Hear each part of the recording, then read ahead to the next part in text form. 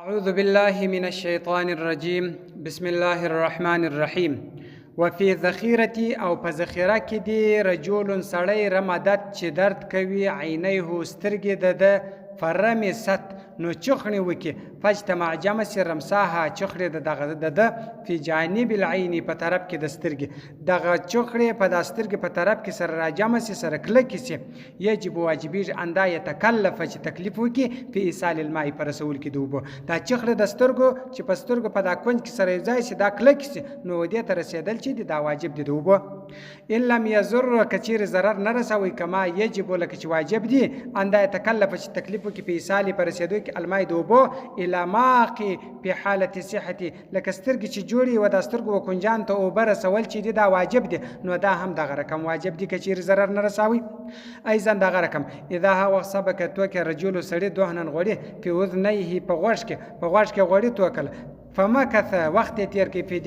په دماغ کې د یو منی ورت ثم ورست خرج راوت من اذنه د غوړسه فلا وضوء او داس نست علی پر د باندې وین خرج کراوت من انفه د پزسه فلا وضوء او داس نست علی پر د باندې بیا هم کچیر د غوړی د په غوښ کې توکل او په دې کې یو ورځ دی په دالت په د غوښ کې ول په د دماغ کې دالت ول ورسته یو ورځ ورسته د غوښ راتوس و یا در پز راتوس پر د باندې او داس نست وین خرج کراوت من فمه د خلیصه فعليه پر د باندې الوضوء او داس دی کچیر د خلیصه راوتل بیا پر د باندې او داسته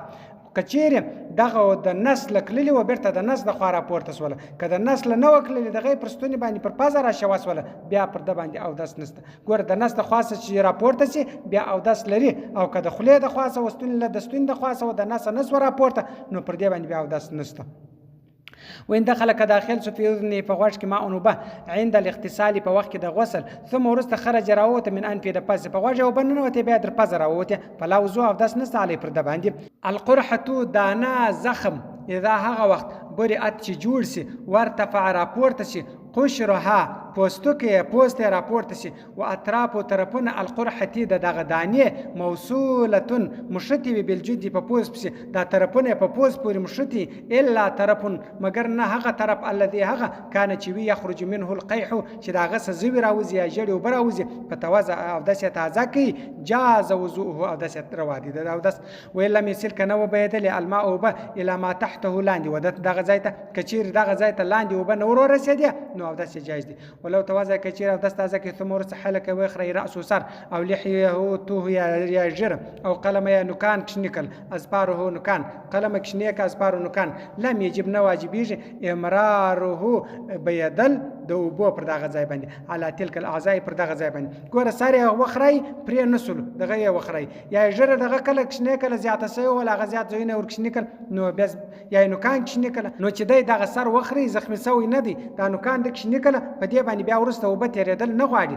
وب پر دې باندې بيدل نه غواړي الماء وب الذي هغه وب يسيل چې وب يج من فمي دخليسه نائمي د بده یو سړی بده د دخله وب را وبدي په ودا چې د طاهرن پاک دي او په المحيط په محيط کې وای چې انه دا چې ان جف کچير وچ سوي او بقي له پات واغلر اثر پر کوم ځای چې توسوي پر هغه ځای اثر پات او پیشه پات په ودا چې د نجس مردار دي چې پیشه کړي و دا مردار دي ولی مردار دي وای دا به د نص سره خطلی او په الملتقات په ملتقات کې وای هو طاهر دغه وبشدي د دخل راغلی وب دا پاک دي الا خو بیان اذا هو علم كمعلوم سو انه دغه وبشدي من الجوف د نسس دي کدا معلوم سو چې دا وب د نسس دي بیان نجاست بیان نجاست دي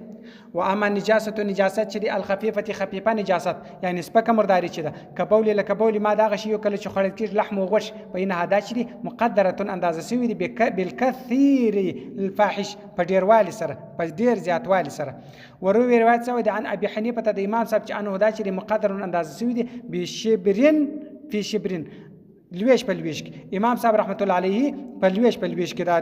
دی وای لويش په لويش کې دا اندازه سوي اندازه دغه خفيفه مرداري لويش په لويش کې دا وروي عن محمد بن امام محمد صاحب څخه روایت چې انه دا چې يعتبر معتبر دي بالربع په څلره مسره د جامع هغه څلره د جامع ثم ورست اختلاف کړ المشايخ په الكيفيه په کیفیت کې اعتبر الربع د اعتبار د ربع د څلرمي فقال بعض علماء واي ربع چې جميع الثوب د ټول جامع څلره مې سکه چې مردار سول بیا نو په دې باندې لمونځ نه دی. وقال بعضهم بعضې بیا وایي ان کان که چیرې وه زیلن لمون په ربع زیلې نو څلرمه د لمونې ده. ان کان که چیرې وه درخیصن درخیص یعنې ترخز وله او کومن یا لستوڼي و په ربع درخیصې څلرمه د درخیص ده او کومي یا بالکومي یا د لستوڼي ده. نو هغه وایي د لستوڼي چې ده دا ځان ته جامه ده یعنې یوه جامه ده. که چیرې دا لستوڼي ولړ سو څلرمه اندازه یې ولړل سول بس مرداره سو په دا خفیفه مرداري سره بیا په دې باندې لمونځ نه دی جایز. او که چیرې ترخز ولړل سي یا د مخ لمون ولړل سي لمون یې څلرمه اندازه وله بس دا چې دی دا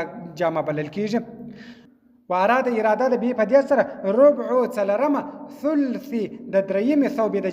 جامه چې درې حصې کې د دغه درېیمې حصې څلرمه حصه چې ده وایي په د دې څخه د دغه جامې د څلرمې څخه وایي دغه اندازه مراد ده. پر دغه یو قول شته خو اصل قول دا دی چې لمون چې ده د مخ طرف دا یوه جامه بلل کېږي لستوڼي بله جامه بلل کېږي د شا لمون بله جامه بلل کېږي پایڅه بله جامه بلل کېږي دا غټه پایڅه دا بله دا رقم اندازه دغه اندازه باندې